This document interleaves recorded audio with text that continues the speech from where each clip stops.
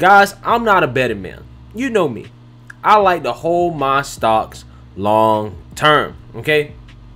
But if I was a betting man, I would bet everything I love that the next 2 years are going to be the worst years ever for cancel culture. Because anybody associated with the president or having worked with the Trump administration or have supported the president in any way is in danger of being canceled at any point and any time. And if the tech companies don't get you, then the woke liberal mob will definitely try to get you. Okay? It's going to be basically a sin to have been a Trump supporter in this country for the next 2 years. And guys, this is showing up at the business level and it's showing up at an individual level. But before we get into that, my name is Greg Foreman and you're watching A Black Conservative Perspective. Make sure you like, comment, and subscribe. Most importantly, share A Black Conservative Perspective, aka a leftist worst nightmare. You can also follow me on Twitter at GForemanBCP. Let's get it. Alright guys, so I'm sure you guys have heard about what's happening to Parler. Basically, all these companies are pulling their support for the app from an infrastructure perspective. Amazon made a huge move by basically kicking Parler off its servers, and ultimately I still think that Parler is going to be fine. However, these are definitely moves that are scary because all these companies are moving at the exact same time, right? They're all doing it as one unit, almost like this tech government that's being formed, right? A network of these big companies that have the ability to erase businesses and people from the internet, right? Or ruin their lives. And that is a very scary thought. But let's take a listen at Parler CEO explain what Parler is going through. And first this morning, we have breaking news of yet another devastating blow to free speech. Just 24 hours after Twitter permanently suspended President Donald Trump, Google, Apple, and Amazon have now all banned Parler from their app stores, which experts say could destroy the company financially. Before its removal, Parler surged to #1 in Apple's App Store, with 1.5 million downloads on Saturday alone. Joining me right now in this exclusive interview on the telephone with reaction is the CEO of Parler, John Mates. John, it's good to have you this morning. Thanks very much for being here. What is your reaction and the impact to this squashing of Parler? Well, thank you for having me on. Well, it's devastating is what it is, and it's an assault on everybody. I mean, they all worked together to make sure at the same time we would lose access to not only our apps, but they're actually shutting all of our servers off tonight, off the internet. So they made an attempt to not only kill the apps, but to actually destroy the entire company. And it's not just these three companies. Every vendor from text message services to email providers to our lawyers all ditched us too on the same day. And they're trying to falsely claim that we were somehow responsible for the events that occurred on the 6th. This is absolutely extraordinary that you see this coordinated effort on the same day that the president is banned on Twitter. You've got Google and Instagram removing Parler, and now last night late, Apple removes Parler as well. What are you going to do? John, can this put you out of business? Oh, I mean, it would put anybody out of business. I mean, they could destroy anybody. If they did this to any app, any company, it would completely destroy them. And we're going to try our best, to get back online as quickly as possible, but we're having a lot of trouble because every vendor we talk to, says they won't work with us because if the Apple doesn't approve and Google doesn't approve, they won't. And they've given us no legitimate remedy. They've tried to, ask us for, to cooperate with them on a few things. We've tried to give them everything that they wanted, of course, without sacrificing our principles, but there were remedies to do it, and they just don't care. They just don't want us on the internet. They just want to get rid of us. Guys, I tend to agree with that. I really do.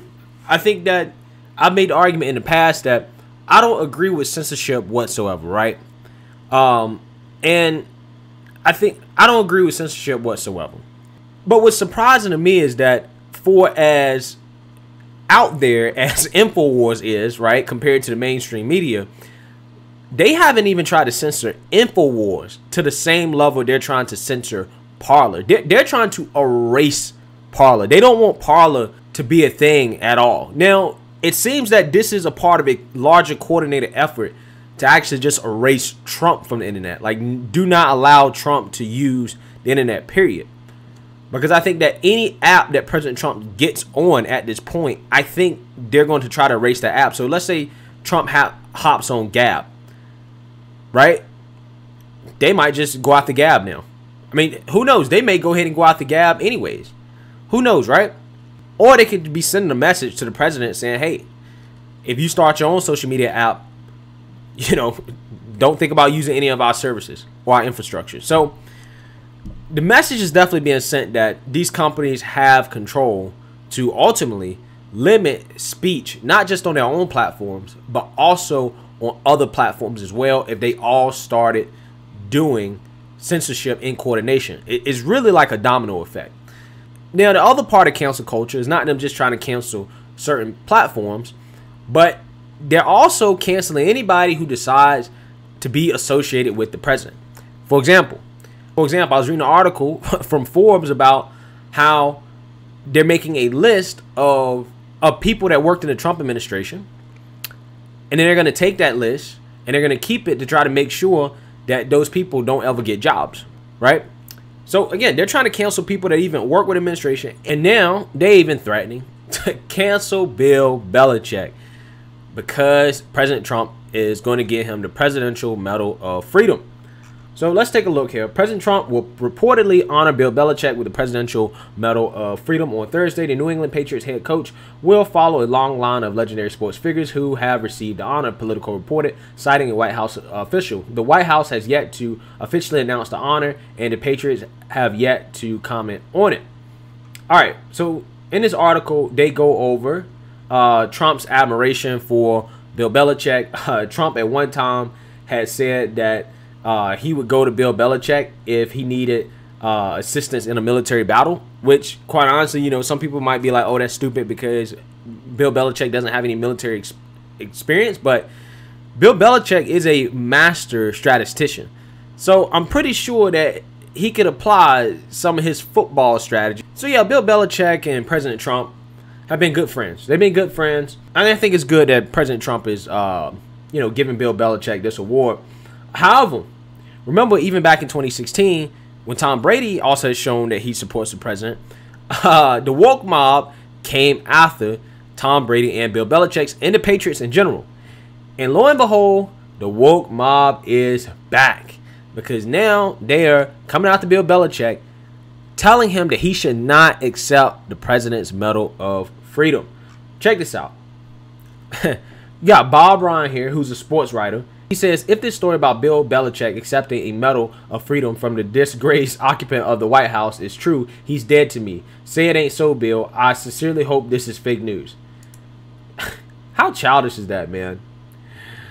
Charles P. Pierce says, dear Coach Belichick, this is one of those times you don't get any moral or ethical choices that are this clear. Turn down the damn medal. It's the mark of effing Cain. The woke mob strikes. Ken, tremendous.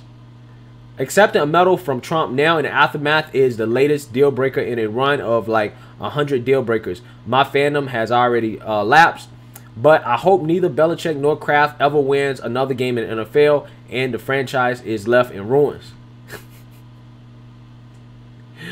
Belichick and the Patriots need to come out with a statement declining the Medal of Freedom from Trump ASAP. The nation had an insurrection, and he's going to take an award from the insider-in-chief. If Bill Belichick accepts this from Donald Trump, I'm never watching any team he's part of again. Retweet if you'll join me. See, guys, you see the woke mob there? The woke mob is telling Bill Belichick, don't take an award from the president. Okay, whether or not you like the president or not, I think that when it comes to talking about the leader of the free world, I do believe that there is a certain amount of respect that you should show for the office regardless of who's in the office, okay? I understand that there may be varying opinions on that. When you're awarded something, you probably should take the reward whether or not you like the man or not, because he's still the president of the United States. Until he's out of office, he's the president of the United States. I don't think that if Obama decided to give me the Presidential Medal of Freedom, we don't necessarily align politically, but I'm still going to take it, right? And I would say that any conservative or Republican who gets the Medal of Freedom from the president should take it as well. Because ultimately, at the end of the day, there is a certain amount of respect that comes with the office, no matter who is in the office. Now, President Trump, over the last 4 years, you may not have liked all 4 years he's been in office, but he has done some good things. He has done good things for people, okay? Everything hasn't been terrible. In fact, we had the best economy that we ever had. You know, the stock market's been the highest it's ever been. Unemployment's been basically as low as it's ever been. And that's across the board for everybody, all races. You know, Trump worked on criminal justice reform. We have the vaccine from Operation Warp Speed. There's a lot of good things that President Trump has done. So I think that regardless of how you feel, there's a certain amount of respect that you still need to have for the office. And I think that these people telling Bill Belichick he can't even take an award from the president, I think shows where we're headed for the next 2 or 3 years at least with the woke cancel culture mob. And at this point, if you're even associated with the president, you can lose your job. Just for wearing a red MAGA hat, you can lose your job. You can lose your career, you can lose your life. If somebody found out, oh, you used to support Trump, you're done. They're going to cancel him. If Bill Belichick takes the award from the president, they're going to cancel him. How ridiculous is that? If you work for the president's administration, right? You cancel. So any company I don't like or any person I don't like, if somebody's associated with that person, I can just cancel them. If I don't agree with the company. There's a lot of things we don't agree with that Walmart does and Amazon does. So should we cancel everybody who works at Walmart or worked at Walmart? I'm not sure most people would agree with that. But anyways, guys, let me know what you guys think. Make sure you like, comment, and subscribe. Most importantly, share a Black conservative perspective. Peace.